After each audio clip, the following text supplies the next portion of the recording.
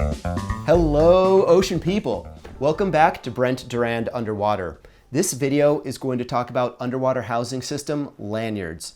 These lanyards are the way that we carry our underwater camera systems to and from the dive site or on and off the dive boat. So they are an essential piece of gear whether we have a large system or a small system. If you've been following this channel and you're subscribed below, you probably saw my video from a couple years ago, how to carry your underwater camera.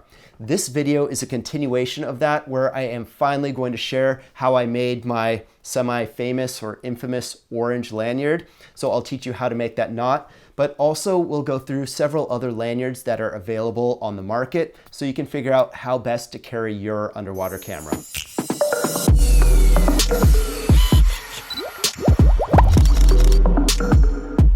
The first lanyard is something I will call a single hand lanyard. Now, this is a bit of a string or a bit of neoprene or foam that straps around your wrist and will often have some sort of cinch here so that you can get it really tight around your wrist.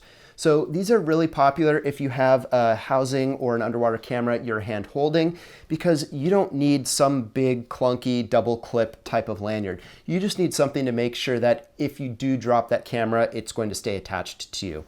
A lot of surf housings and surf photographers will use this style of lanyard to ensure that they don't drop the pistol grip housings underwater or in the heavy surf. Same thing for snorkeling, scuba diving, or free diving. This is really nice if you're swimming around and you have a light system. I will also use this sort of lanyard with my larger housing if I'm swimming on the surface without lights or strobes. Think about swimming with whale sharks. This is a nice streamlined way to hold that housing. The only downside is that if you have it attached to one arm, I like to swim sideways out with my housing down kind of at my waist to be streamlined with my fins sideways, because what happens is you get a longer range of motion kicking from your hips, especially with long blade fins, one arm out in front and the housing behind, and you're very efficient moving through the water. But what that means is I can only swim left arm forward, right arm back, holding my housing because it's attached from this hand. If you're putting a lot of time in the water, just swimming back and forth in that position with that technique, you may want to switch hands that the lanyard's on. So that's the only downside. Aside from that, these single hand lanyards are very cool in those types of shooting situations. This next lanyard I covered in the last video, how to carry your underwater camera, link right there. And this is a bungee style lanyard because it clips to your BCD and keeps the camera system really tight, and then unclips and relies on a bungee to give you range of movement and freedom of motion, but then also make sure that the housing is always attached to you. So this is great if you're not comfortable holding your housing without it being tethered, or if you're in a scary situation. Scary is a bad word. Maybe if you're in a deep water situation like blue water or black water diving, where you absolutely don't want to drop your camera or you'll never see it again. The tethered lanyard is a great option for those shooting situations. I've got a link below in case you want to learn more. This one is made by Ultralight Control Systems. Next up is another lanyard made by Ultralight, and this is pretty similar to lanyards you'll see from other brands like CNC and Nauticam, but essentially this rope has been spliced around some bolt snaps here.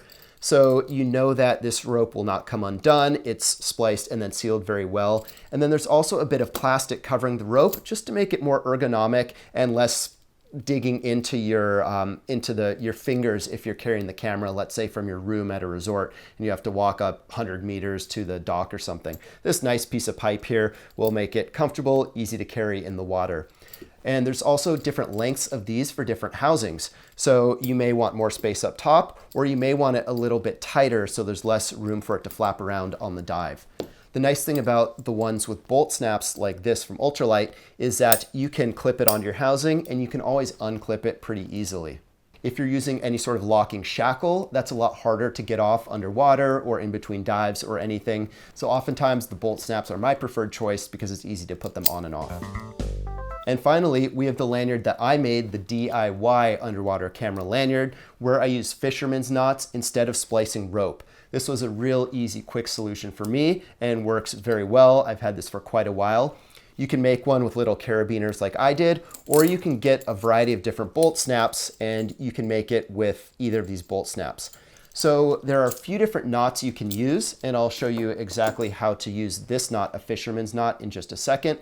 But I tend to like this just because it has all the features that make sense to me. If you look at something like a bowline knot that's got a lot of great applications, the tag of the rope hangs down and might get in the way of the loop of the carabiner or in the eye of the bolt snap. So while that's a great knot, I didn't like it for this application. I really liked the fisherman's knot because it keeps that tag out of the way and there's nothing really to worry about once I cut and burn the end. Here's my trusty lanyard with a single fisherman's knot on either side connected to these carabiners. The nice thing about the carabiners that I liked was that it can connect to multiple points on my housing, whether it's the ball arm or whether it's through one of the gaps in my strobe or video light arm. But to show how I made this, here's two different bolt snaps. Now, both of these have different eyes because you can use really anything to help make your underwater camera lanyard. I would go for something with a smaller eye because it's less drag in the water, less bulk, less cumbersome, less of this clanging around on your housing as you're moving around. So maybe the smaller one is better. The thing to pay attention is right here, you can see that these heads are different sizes on the bolt snaps, depending what brand you have. So just be sure that you use a bolt snap that will fit the mounting point for it on your camera system, whether that's a strobe or video light arm or it's on the housing itself. So be sure to test that before you go through the work of making this lanyard. Granted, it is done with rope or cord, so you can redo it at any time, but you might as well save yourself the effort and test it first. So here I've got my cord. I will pick up the bolt snap and you're going to run the cord through the eye of the bolt snap. And keep in mind that I am not a Boy Scout. Let me get this out of the way here. I am not a Boy Scout, so I don't know the terminology about rabbits and tunnels and up and down, but you run the rope through. Let me give it a little extra slack here. And you go over the top of the main rope. Then you go over the top of the main rope once again. And you'll see I've got a nice little coil set up right here. Now the trick with the fisherman's knot is to come over the top of these two other knots, try and keep them nice and organized, and back through. So you'll see that I've got these nice two loops right here. And as I pull the knot on both ends now, I'm pulling this tag end and the other end, you'll see these knots start to come through. So basically I've got the double and you'll see that one crossover on the back here. And one of the beauties of the fisherman's knot is that as you pull the end here, it zips tight. So as you hold your handle and apply more pressure to it, that knot is going to keep getting tighter and tighter, but it's still fairly easy at any time to undo and create space. You probably don't have to do that on your underwater camera lanyard, but you could. So now continue to work this, make it tight again.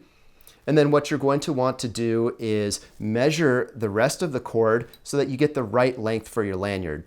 Once you've measured the length of cord you want for the other end, simply give yourself lots of extra slack, cut it, and you can do the exact same fisherman's knot on this other bolt snap. And then once both of those are done, you'll notice you've got these two extra tags here of rope. This might be pretty frayed out if it wasn't burned or anything before. So in order to make this a nice clean end for your underwater lanyard, you want to cut off the slack. You don't want to go too close, but just a little bit. These aren't the best scissors, but they work there. So now what you have is a little bit of a frayed end here. It's a good length, it won't get in the way. And there's a couple other things. So I have water here, and now I have a lighter. So you may be familiar with this technique working with rope and cord before, but what we want to do is we want to burn this frayed end of the rope so that it won't fray even more and get really bad and compromise the integrity of the knot. So by burning it, we are going to adhere this sheath of the rope and the cord to the core of the cord, and then with that, it will eliminate any fraying. The reason I have the water is because I'm going to dip my fingers in it to cool it down and make sure we have no sharp points. If you're brave and you're a diver who spits in your mask as defog, you can just lick your fingers really well and you can do the press on this instead of using water. But even doing that, sometimes it's like putting out a candle. You might give yourself a little bit of a burn. So I'm going to burn right here, and you can see this is really starting to get nice and smooth and round. I'll put my finger in the water, and now I have this nice and smooth round, and you'll see that that casing is pretty much burned to the core right there. So a nice, smooth, neat end of this rope with a single fisherman's knot. Do that on the other side, and you're all set. So that's it for underwater lanyards. If you have any questions, please leave them below, or if you have ideas for the next video, leave those below as well. Make sure you subscribe, and I'll see you in the next video.